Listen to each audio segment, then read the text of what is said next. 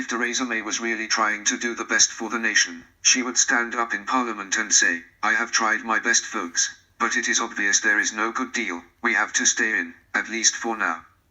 Instead she keeps coming back from Europe like a mother who promised her kid a new Manchester United kit but the club superstore had run out of shorts, so she got him some Liverpool ones instead. Go on son, put them on and go and show your mates, see what they think. There are 3 Brexit scenarios. 1/no deal, economic chaos across Europe. 2/May's fudged deal, slightly less economic chaos, adhering to EU rules without a veto or place at the negotiating table.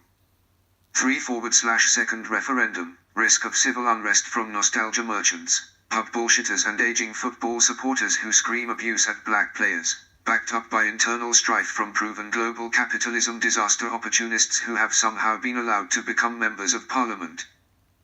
The risk of a second referendum is that there is something unpalatable about it, and from what I have seen, swathes of Brexit voters have doubled down in a kind of General Melch way, when he said, "If nothing else works, a total pig-headed unwillingness to look facts in the face will see us through." If you look on social media, it is full of people who would not change their Brexit vote for anything.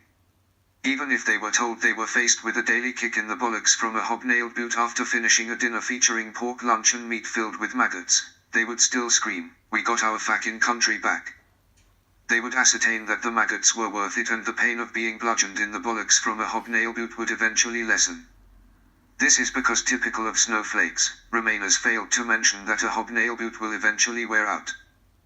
Meanwhile, all that Jeremy Corbyn can come up with is, "The Prime Minister obviously can't do a good deal with the EU, so why doesn't she just stand aside and let the Labour Party carry on the negotiations?"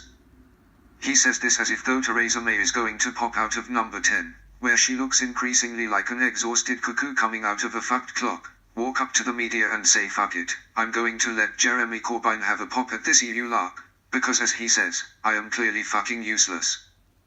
Thinking about it, it would be a masterstroke, because Corbyn would be suddenly thrown into a situation where he had to find a good deal from the EU when there isn't one. He would be a bit like a hapless father who promised his son a new Tottenham kit before arriving home with some red and white socks with gaffer tape covering up the Arsenal cannon. Because you see, there is no good deal.